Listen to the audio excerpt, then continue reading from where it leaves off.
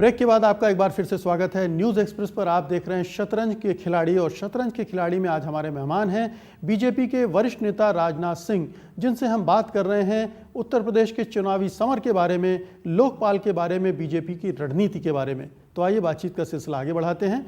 राजनाथ जी, क्या आपको लगता है सरकार घबराहट में कर रही है, दबाव में कर रही है, जैसा कि लोग कह रहे हैं कि अन्ना का दबाव है, जल्दी करो जल्दी करो, एक बिल लाकर रख दिया? इसमें तो कहीं दो मत नहीं है कि ये अन्ना हजारे का आंदोलन प्रारंभ न होता तो भ्रष्टाचार के मुद्दे पर हम लोगों के लाख प्रेशर बिल्डअप करने के बावजूद यह सरकार भ्रष्टाचार पर अंकुश पाने के लिए जो कुछ प्रभावी कदम उठाए जाने चाहिए उसने सरकार ने नहीं उठाया।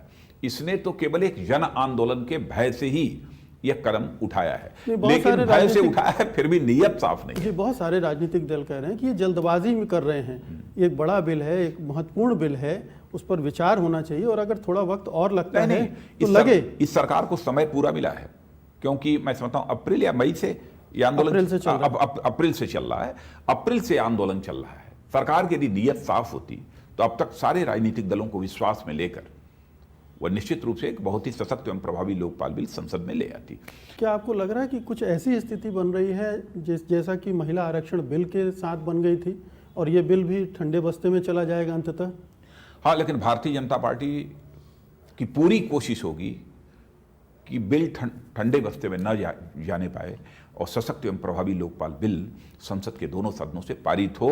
हम विपक्ष में हैं तो विपक्ष में होने के नाते जितना हम प्रेशर बिल्डअप कर सकते हैं अपनी लोकतांत्रिक मर्यादाओं सीमाओं के अंतर्गत रहते हुए उतना प्रेशर। लेकिन संभावनाएं आप भी मान रहे हैं कि इसी तरह की बन रही है जिस तरह से उसमें तमाम दलों के विचार आ रहे हैं, और ये माना जा रहा है कि ज़्यादातर मेजॉरिटी ऑफ पार्लियामेंटेरियंस इससे डरे हुए हैं और वो नहीं चाहते कि ये बिल पास ही हो, चाहे वो किसी भी पार्टी के। नहीं, सरकार को सोचना चाहिए।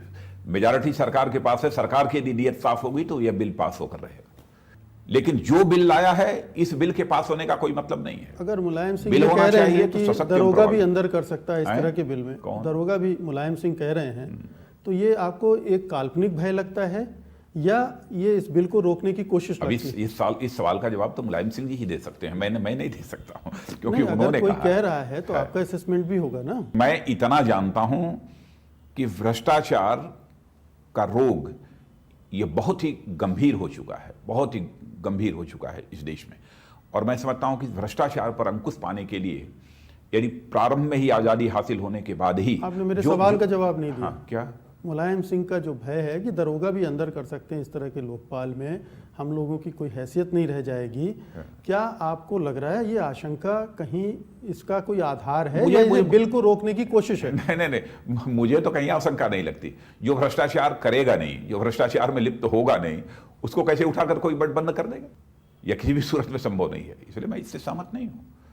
और इस आशंका जो लोगों के दिमाग में उठ रही है, खासतौर से संसद में जिसकी चर्चा हो रही है कि एक बड़ा लोकपाल अगर बन गया ताकतवर तो वो संसद के ऊपर हो जाएगा। देखिए, हम तो ये मानते हैं कि संसद सर्वोपरि है।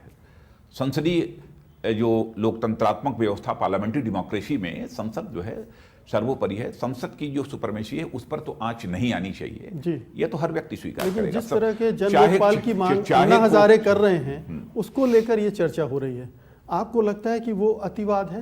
अन्ना हजारे का जन लोकपाल अतिवादी कदम है, उसको थोड़ा सा ये सब चीजें जो आप लोग की चिंताएं हैं इसको ध्यान में रखकर। देखिए, मांग क्या कर रहे हैं क्या नहीं कर रहे हैं, मैं उनकी जो मंशा समझ रहा हूं उस मंशा को मैं बतला दूं। वह यह चाहते हैं कि भ्रष्टाचार का रोग जो आज भारत को कमजोर कर रहा है, भारत में गरीबी और बेरोजगारी को बढ़ा रहा है, भारत को दुनिया की ताकतवर देशों की कतार में, विकसित देशों की कतार में नहीं खड़ा होने दे रहा है। उन्होंने पूरा ड्राफ्ट दिया है कि इसके आधार पर तैयार होना चाहिए बिल।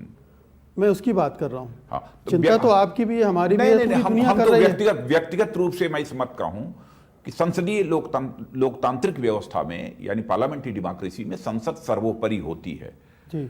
संसद से ऊपर कोई नहीं होता है। और इस तरह का जन लोकपाल बनेगा तो उसमें ये दिक्कत पैदा हो सकती है। अब यह तो देखना पड़ेगा, उसमें विचार करना पड़ेगा किस प्रकार का हम लोकपाल बनाते हैं जी। नहीं, जिस तरह का ड्राफ्ट अन्ना हजारे और उनकी टीम ने दिया, मैं संसदीय लोकतंत्र में मैं किसी को मैं यह बिल्कुल मानने को तैयार नहीं हूं कोई संसद से भी ऊपर हो, इसे मानने को मैं कतई तैयार नहीं हूं। ये हमारा अपना व्यक्तिगत बात है। नहीं, लेकिन आपने जन लोकपाल का अध्ययन तो किया होगा। नहीं, फिर भी सशक्त एवं प्रभावी बनाया जा सकता है। ऐसा नहीं है किसी की संसद के प्रति जवाबदेही न हो, ऐसा कैसे होगा? संसदीय लोकतंत्र का मतलब क्या है? नहीं, वो तो कह रहे हैं ये तो मैं समझता हूं कि सांसदों के भारत के आचरण का भी लोकपाल के दायरे में आना चाहिए। उनका मत होगा, संसद में इस पर विचार होगा, जिस पर आम सहमति बनेगी वही उचित होगा। जी हाँ,